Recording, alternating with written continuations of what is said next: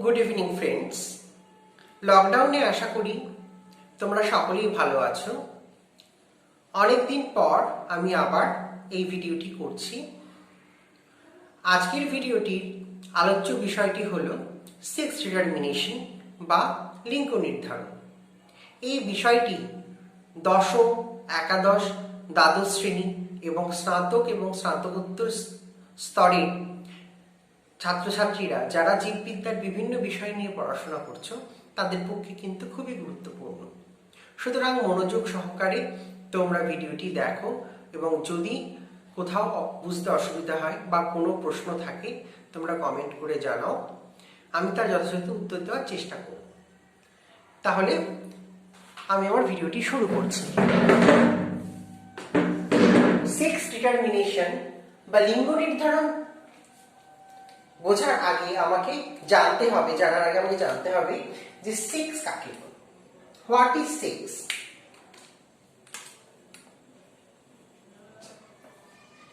Sex কিন্তু আর কিছুই নয়, এটি একটি ফেনোটাইপিক ক্যারেক্টার্স বা একটা বাহ্যিক বৈশিষ্ট্য। যে কোনো জীবের একটি বাহ্যিক বৈশিষ্ট্য যারা সাধারণত যৌন জনন বা সেক্সুয়াল রিপ্রোডাকশন সম্পন্ন করে। এই ফেনোটাইপিক ক্যারেক্টার সাধারণত দুই প্রকার হয়ে থাকে, যেমন মেল ও ফিমেল। সাধারণত মেল ও ফিমেল এই দুটি ফেনোটাইপিক ক্যারেক্টারই কিন্তু সাধারণত প্রকাশ পায় এবং এই দুটিকেই কিন্তু সাধারণত সেক্স বলা হয়। এছাড়াও মেল ফিমেল ছাড়াও আরো অনেক ধরনের সেক্স, যেমন ইন্টারসেক্স, এই ধরনের কিন্তু অনেক ধরনের লিঙ্গ আমরা দেখতে পাই। সেক্স বলতে আমরা বোঝাই লিঙ্গ। সুতরাং পুরুষ এবং স্ত্রী ছাড়াও কিন্তু আমরা বিভিন্ন ধরনের আরো অনেক ধরনের লিঙ্গ, যেমন ড্রসোফিলার মাছেদের ক্ষেত্রে কিন্তু আরো অনেক ধরনের, যেমন ইন্টারসেক্স, তারপরে মেটামেল, সুপারমেল, মেটাফিমেল, বিভিন্ন ধরনের দেখা যায়। কিন্তু সাধারণভাবে আমরা কিন্তু মেল ফিমেল এই দুটোই কিন্তু সাধারণত যৌন জনন বা সেক্সুয়াল রিপ্রোডাকশনে পার্টিসিপেট করতে পারে। সুতরাং এই দুটোর উপর ডিপেন্ড করেই কিন্তু সাধারণত লিঙ্গ নির্ধারণ করা হয়। তাহলে সেক্স ডিটারমিনেশন বলতে আমরা সেই পদ্ধতিকেই বুঝি যে পদ্ধতির মাধ্যমে আমরা লিঙ্গ নির্ধারণ করতে পারি, বা কোন প্রাণী কোন সেক্স বা কোন লিঙ্গ তারা ধারণ করবে সেটা আমরা নির্ণয় করতে পারি। দেখো, এই লিঙ্গ নির্ধারণের কিন্তু বিভিন্ন ধরনের পদ্ধতি প্রচলিত রয়েছে এবং আমাদের এই বৈচিত্র্যময় জীবজগতে বিভিন্ন প্রাণীদের বা বিভিন্ন জীবদের বিভিন্ন ধরনের এই সেক্স ডিটারমিনেশন বা লিঙ্গ নির্ধারণ পদ্ধতি লক্ষ্য করা যায় এবং সেটি কিন্তু খুবই বিস্ময়কর। তা আসলে আমরা দেখে নিই কি কি ধরনের সেক্স ডিটারমিনেশন পদ্ধতি আমাদের চালু রয়েছে বা কি কি ধরনের পদ্ধতি আমরা দেখতে পাই সেক্স ডিটারমিনেশন। দেখো, নর্মালি 4 থেকে 5 রকমের সেক্স ডিটারমিনেশন পদ্ধতি সম্বন্ধে আমরা জানতে পারি। যেমন প্রথমেই হচ্ছে chromosomal sex determination system.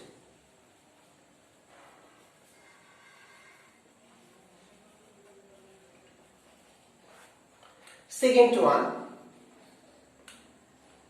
genetic sex determination system.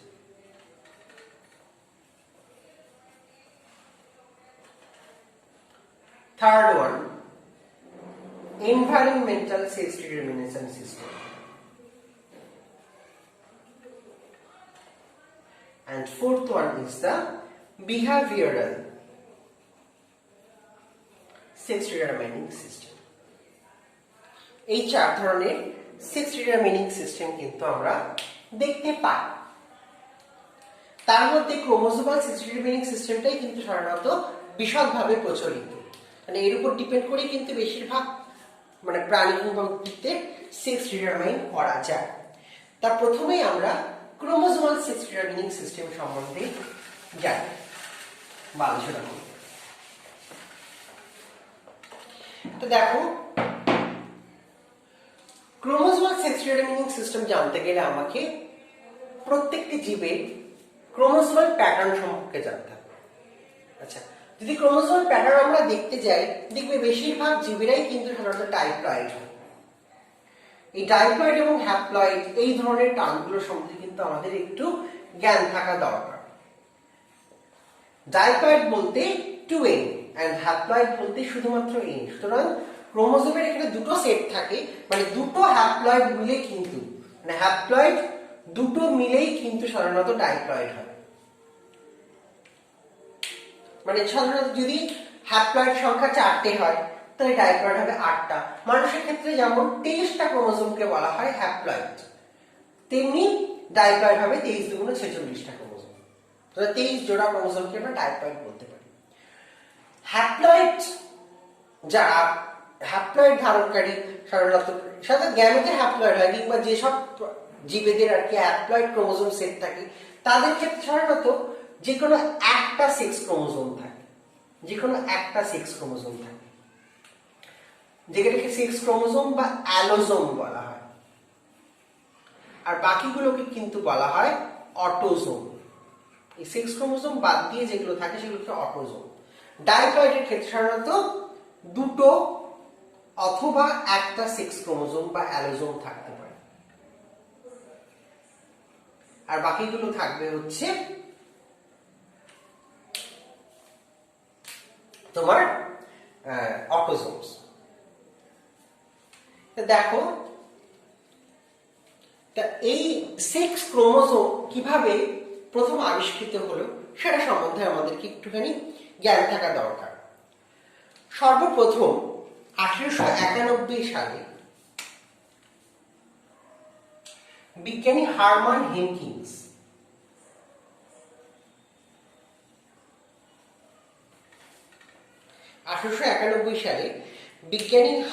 হেনকিন্স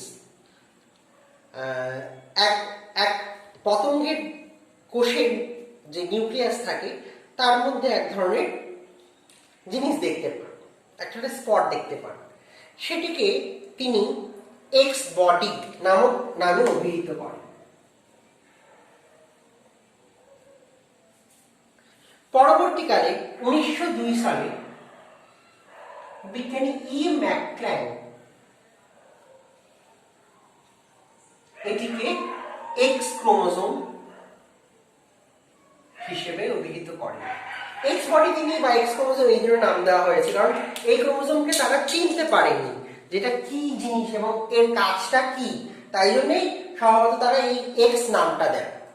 যে কোনো আমরা যদি অজানা বস্তুকে আমরা এক্স বলে ধরি, ওই জন্য এর নাম তারা এক্স দেন তারা। আচ্ছা, 1905 সালে বিজ্ঞানী স্টিভেন এবং উইলসন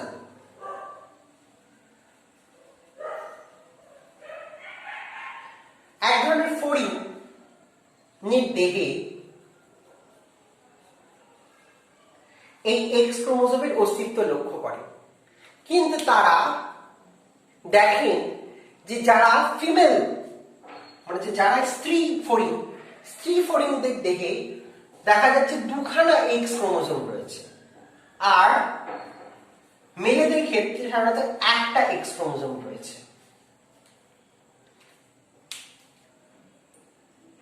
মানে স্ত্রী কোষে সাধারণত দুটো এক্স ক্রোমোসোম থাকছে আর পুরুষ কোষে একটা এক্স ক্রোমোসোম থাকছে, এবং এর থেকেই তিনি একটা ধারণা করেন যে এই এক্স ক্রোমোসোম বা এই এক্স বডিগুলো কিন্তু সাধারণত লিঙ্গ নির্ধারণে সহায়তা করছে। তাই জন্য এই এক্স বা এক্স বডিগুলোর তিনি নাম দেন, তারা সেক্স ক্রোমোসোম নামে এগুলোকে অভিহিত করেন। এগুলোকে সেক্স ক্রোমোসোম নামে অভিহিত করেন। বিজ্ঞানী মর্গ্যান যখন ড্রসোফিলা মাছি নিয়ে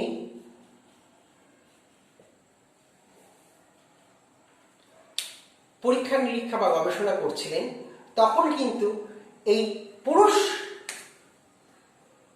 ড্রসোফিলা মাছির দেহে এক্স ছাড়াও আরেকটা কিন্তু ধরনের ক্রোমোসোম তিনি লক্ষ্য করেন, যেটি কিন্তু মরফোলজিক্যালি বা গঠনগতভাবে এক্স ক্রোমোজোমের থেকে ডিফারেন্ট, কিন্তু ফিমেলদের ক্ষেত্রে সেই ক্রোমোজোমটা থাকে না, কিন্তু মেলেদের ক্ষেত্রে সেই ক্রোমোজোমটা থাকে, এবং সেই ক্রোমোজোমটাকে তখন নামকরণ করা হয় ওয়াই ক্রোমোজোম রূপে, যদি ওয়াই ক্রোমোজোমটা কিন্তু মরফোলজিক্যালি ডিফারেন্ট ফ্রম এক্স। এই ক্রোমোজোমাল সেক্স ডিটারমিনিং সিস্টেমে সাধারণত বিভিন্ন ধরনের আর কি সিস্টেম বা বিভিন্ন রকম মতবাদ প্রচলিত রয়েছে। যেমন প্রথম মতবাদ হচ্ছে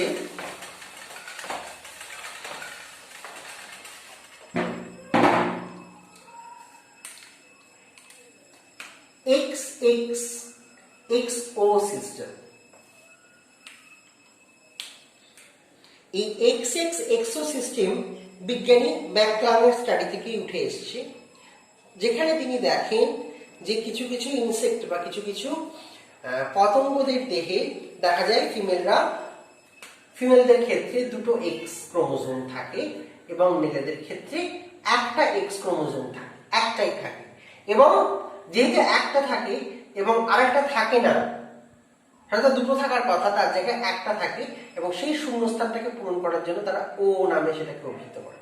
ও মানে হচ্ছে নাথিং, ও মানে হচ্ছে সেখানে কিছু নেই।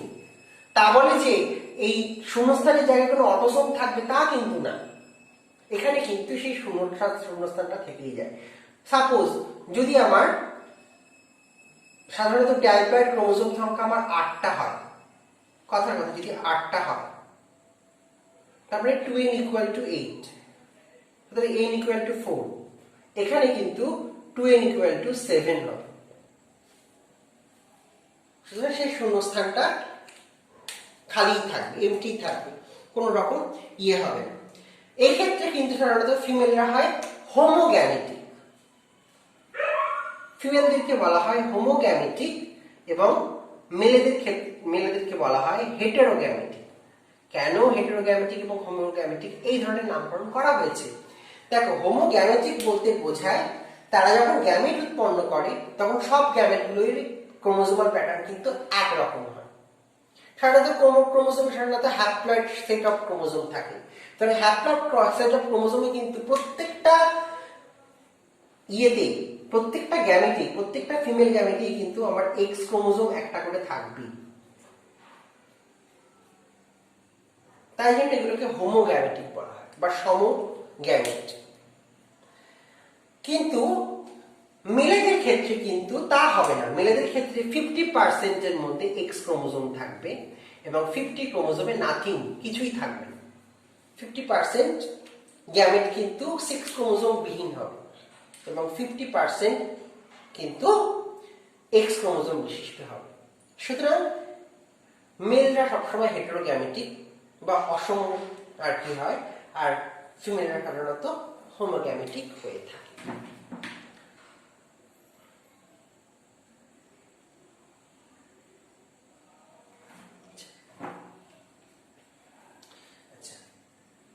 নেক্সট হচ্ছে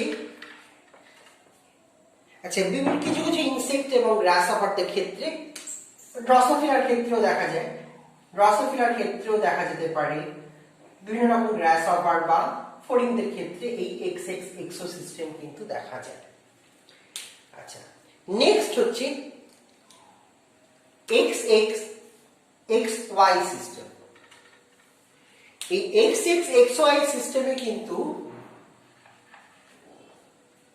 মেলরা কিন্তু সাধারণত একটা সেক্স ক্রোমোজোম বিয়ার করে না, এক্ষেত্রে কিন্তু ওয়াই ক্রোমোজোমটাও থাকে। সাধারণত ড্রসোফিলার ক্ষেত্রে এবং হিউম্যানের ক্ষেত্রে, ড্রসোফিলা মাছি এবং মানুষের ক্ষেত্রে কিন্তু এই পদ্ধতিতে সেক্স ডিটারমিনেশন হয়। এক্ষেত্রে যদি সাপোজ ধরি আমরা 2n equal to 8 হয়, এক্ষেত্রে মেলেরাও কিন্তু 2n equal to 8 হবে, 7 কখনোই হবে না। কিন্তু সেই একই প্রশ্ন যে এক্ষেত্রেও কিন্তু ফিমেলরা হোমোগ্যামেটিক হবে এবং মেলেরা কিন্তু হেটেরোগ্যামেটিক হবে, কারণ এক্ষেত্রে 50% এক্স ক্রোমোজোম বিয়ার করবে বা ধারণ করবে এবং 50% ওয়াই ক্রোমোজোম থাকবে।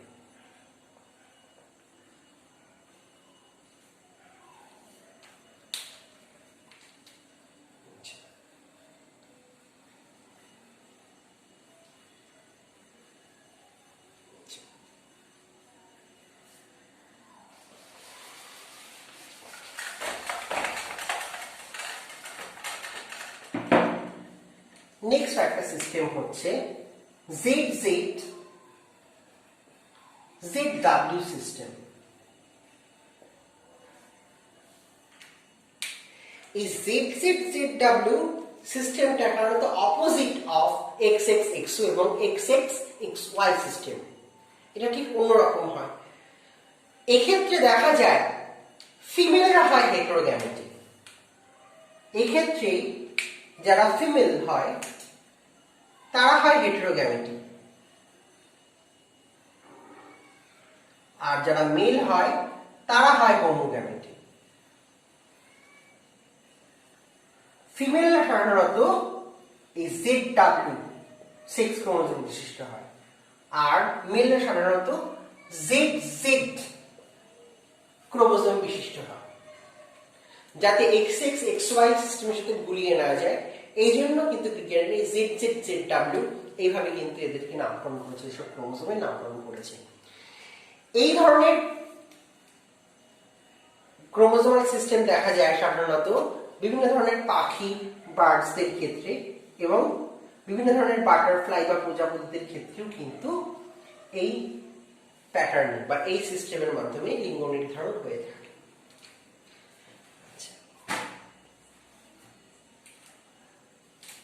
আচ্ছা, এই যে সিস্টেমগুলো আমরা জানলাম এগুলো কিন্তু সবই সেক্স ক্রোমোজোম বা অ্যালোজোমের উপর ডিপেন্ড করে কিন্তু হয়।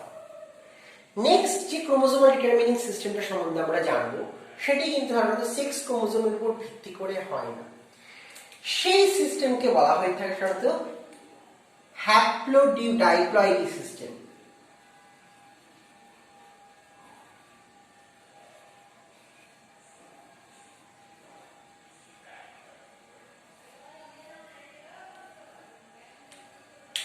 হ্যাপ্লোডাইপ্লয়েডি সিস্টেম।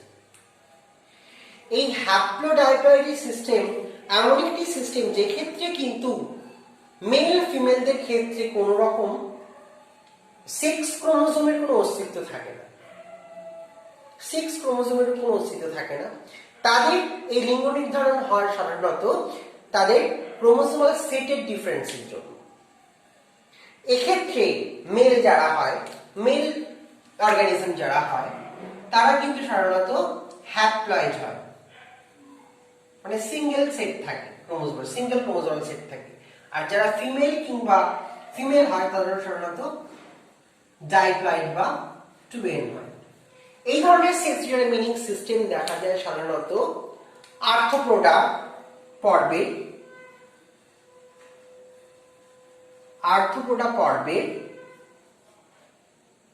হাইমেনোপটেরা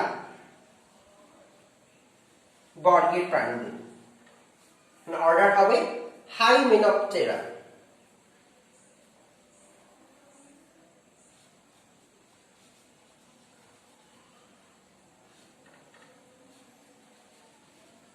সাধারণত এই অর্ডার বা এই বর্গের অন্তর্ভুক্ত প্রাণীরা হলো মৌমাছি,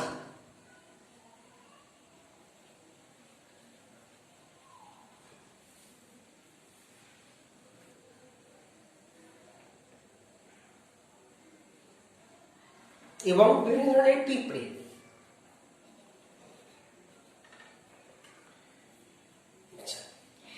এক্ষেত্রে কি করে হয় সেক্স ডিটারমিনেশন দেখো। এক্ষেত্রে ফিমেলরা, কোন ফিমেল যখন গ্যামেট তৈরি করে, হ্যাপ্লয়েড গ্যামেট তৈরি করে, সেই হ্যাপ্লয়েড গ্যামেট থেকে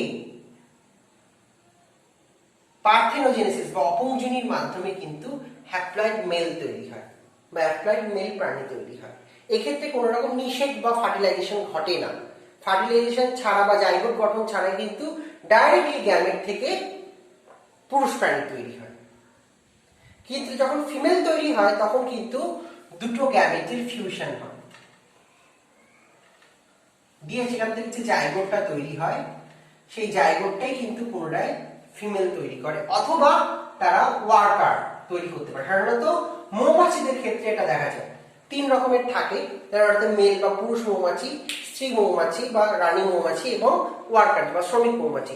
শ্রমিক মৌমাছি এবং স্ত্রী মৌমাছি সাধারণত ফার্টিলাইজেশন বা দুটো গ্যামেটের যখন মিলন হয়, সরি এখানে আমি ভুল বললাম, এই এনটার সাথে আমার ইয়ে হয় না, ভুল দেখিয়েছি। এই যে মেলের থেকে যে গ্যামেটটা তৈরি হয়, এটা মাইটোসিস প্রক্রিয়া, এটা মিওসিস হয় না। এখানে মাইটোসিস প্রক্রিয়ায় মেলদের থেকে যে গ্যামেটটা তৈরি হয়, সেই গ্যামেটের সাথে একটা ফিমেল গ্যামেট যদি মিলিত হয়, তবেই কিন্তু সাধারণত জাইগোট তৈরি হয়, এবং সেই জাইগোটটা ম্যাচিওর হয় ফিমেল হিসেবে অথবা ওয়ার্কার হিসেবে, বা শ্রমিক মৌমাছি হিসেবে অথবা রানী মৌমাছি হিসেবে। কিন্তু পুরুষ মৌমাছি কিন্তু কোনো রকম ফার্টিলাইজেশনের ফলে হয় না, এরা স্বতঃস্ফূর্তভাবে অপুংজনির মাধ্যমে কিন্তু বা পার্থেনোজেনেসিসের মাধ্যমে কিন্তু তৈরি হয়, এবং এরা মাইটোসিস প্রক্রিয়ায় গ্যামেট তৈরি করে, যে ক্ষেত্রে রানী মৌমাছি কিন্তু মিওসিস প্রক্রিয়ায় গ্যামেট তৈরি করে।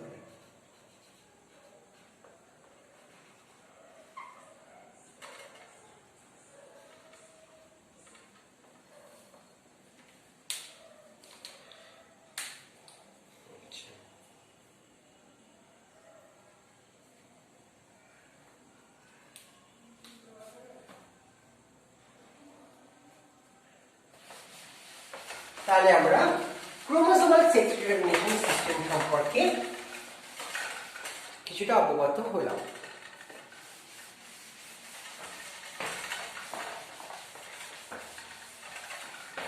এবার আমরা চলে আসব জেনেটিক সেক্স ডিটারমিনেশন সিস্টেম সম্পর্কে।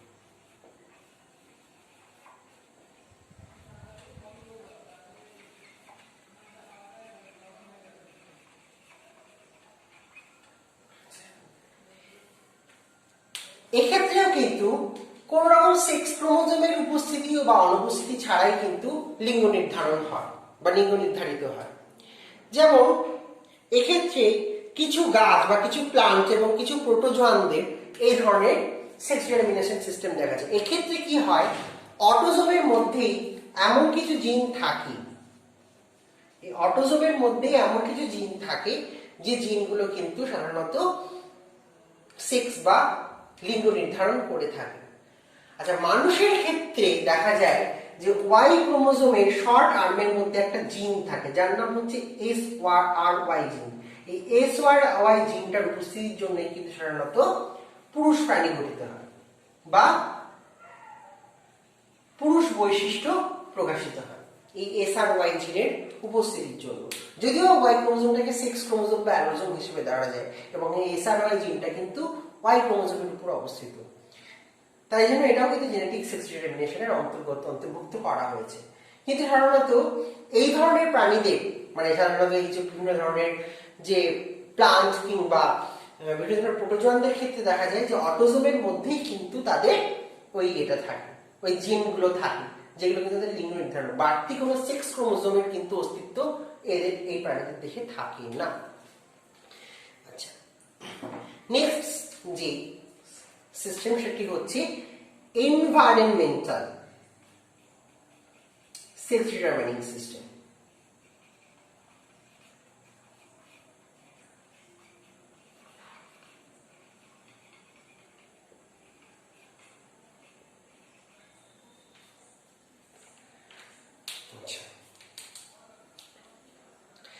এনভায়রনমেন্টাল সেক্স ডিটারমিনেশন সাধারণত বিভিন্ন প্রাণীদের ক্ষেত্রেই এটা আমরা দেখতে পাই, তবে একটা উল্লেখযোগ্য উদাহরণ আমি তোমাদেরকে দেবো, যেটি দেখা যায় সাধারণত ক্রেপিডুলা ফর্নিকেটা নামক একটি মোলাস্কের দেহে।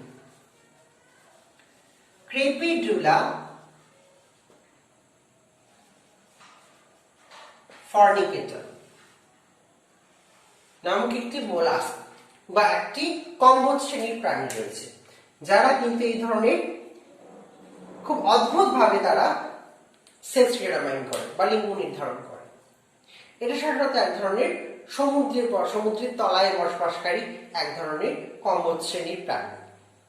এগুলোকে সাধারণত স্লিপার লিম্পেট বলে। এরা সহাবস্থান করে একটার উপর আরেকটা পরস্পর স্ট্যাক করে বা সজ্জিত হয়ে। অনেকটা কয়েনগুলোকে যদি আমরা পরপর পরপর সাজাই, কিংবা ক্যারাম বোর্ডের গুটি যখন পরপর আমরা সাজাই স্ট্যাক করে, ঠিক সেই রকম ভাবে এই মোলাসগুলো কিন্তু থাকে।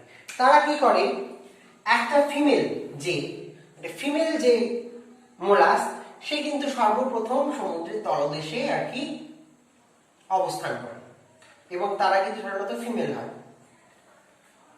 হয় এবং তারা এক ধরনের হরমোন রিলিজ করে, ফেরোমন টাইপের এক ধরনের হরমোন রিলিজ করে এবং এই হরমোনের অ্যাট্রাকশনে কিন্তু এর উপরে আর একটা কিন্তু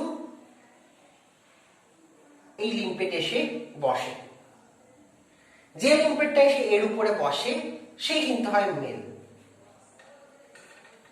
সে কিন্তু পুরুষ হয়, সেই প্রাণীটি কিন্তু পুরুষ হয় এবং তাদের মধ্যে কিন্তু সেক্সুয়াল মিটিং বা সেক্সুয়াল ইন্টারকোর্স সম্পন্ন হয় এবং যার ফলে তাদের মধ্যে থেকে কিন্তু ডিম তৈরি হয় বা ডিম ফুটে সেখান থেকে কিন্তু আবার বাচ্চা হয়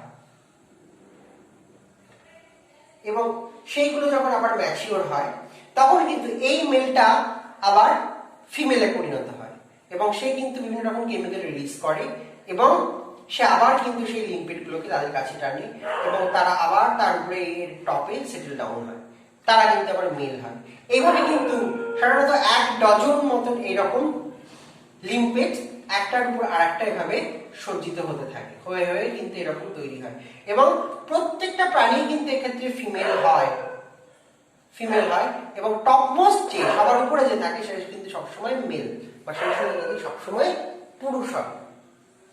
এই ধরনের ঘটনা ঘটে সাধারণত উষ্ণতার তারতম্য কিংবা জলের চাপ এই ধরনের কিছু ফ্যাক্টরের জন্যই কিন্তু এই ধরনের লিঙ্গ নির্ধারণ সম্ভব হয়।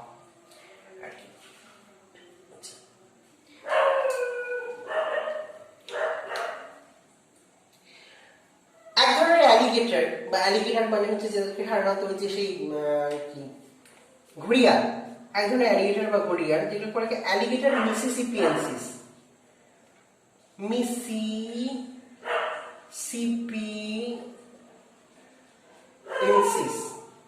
এই ধরনের অ্যালিগেটরটি কিন্তু সাধারণত তাপমাত্রার তারতম্যের জন্য কিন্তু তাদের লিঙ্গ নির্ধারিত হয়েছে। তারা যখন এমব্রায়োনিক অবস্থায় থাকে তারা কিন্তু উভলিঙ্গ হিসেবে থাকে এবং যখনই টেম্পারেচার হাই হয় তখনই কিন্তু তারা ফিমেলে পরিবর্তিত হয় এবং যখন টেম্পারেচার লো হয় তখন কিন্তু তারা মেলে পরিবর্তিত হয় বা পুরুষ প্রাণীতে পরিবর্তিত হয়। এভাবে কিন্তু এই অ্যালিগেটরদের ক্ষেত্রে সাধারণত লিঙ্গ নির্ধারিত হয়। এবার আমরা দেখব আরেকটি অদ্ভুত লিঙ্গ নির্ধারণ পদ্ধতি যেটিকে বলা হয়ে থাকে বিহেভিয়ারাল।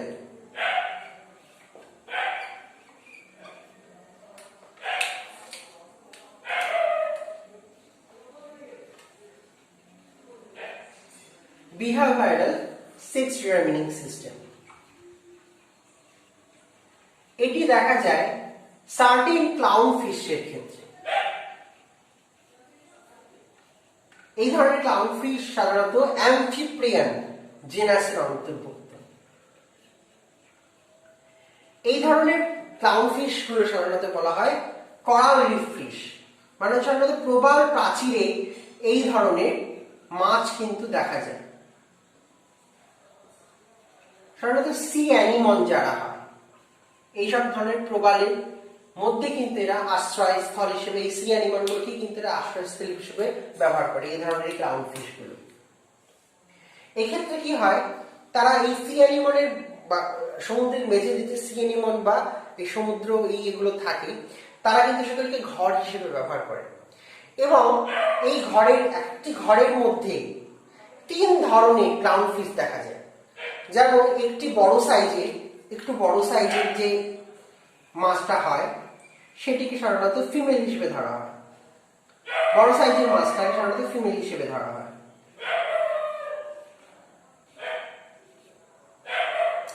তার থেকে যে মিডিয়াম সাইজের যেটা হয় সেটাকে ধরা হয় মেল হিসেবে এবং সব থেকে ছোট ছোট যেগুলো হয় তারা কিন্তু কোনো লিঙ্গ থাকে না, মানে তারা উভলিঙ্গ প্রকৃতির হয়, মানে নন রিপ্রোডাক্টিভ হয়, মানে তারা যৌনজনন সম্পন্ন করতে পারে না।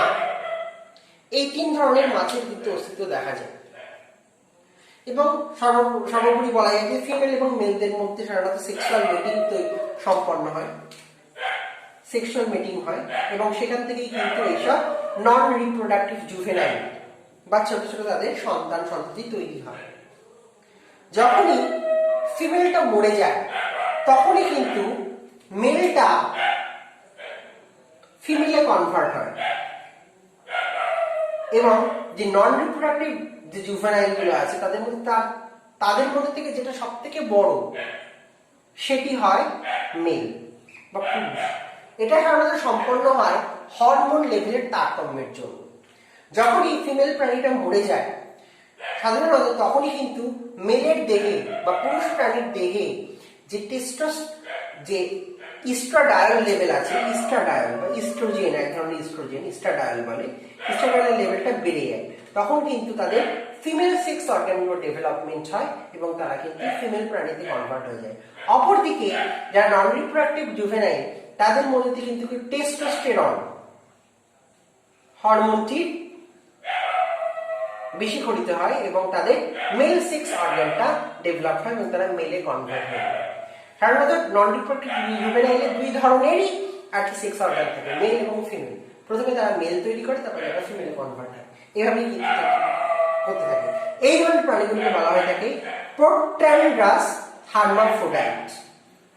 প্রোট্যান্ড্রাস হার্মাফ্রোডাইট। আর এদেরকে বলা হয়ে থাকে সিকোয়েন্সিয়াল হার্মাফ্রোডাইট।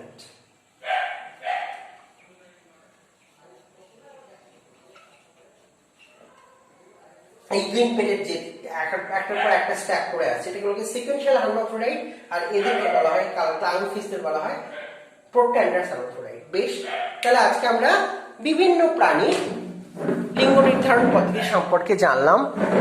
নেক্সট দিন আমি ড্রসোফিলা মাছি এবং মানুষের লিঙ্গ নির্ধারণ পদ্ধতি সম্পর্কে বিস্তারিত আলোচনা করব। আজকের মতন ভিডিওটি এইটুকু। ধন্যবাদ।